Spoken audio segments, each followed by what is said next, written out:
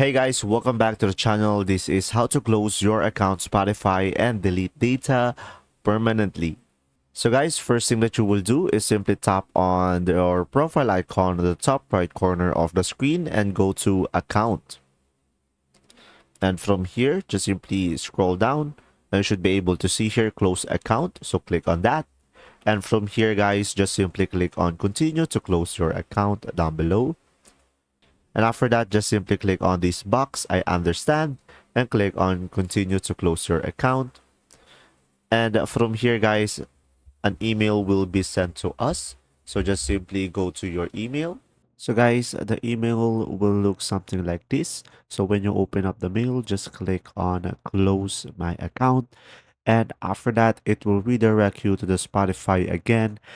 And guys, remember that you only have 7 days to reactivate it again. But after 7 days, your account will be completely deleted from Spotify. If this video was helpful, please like and subscribe, and thanks for watching.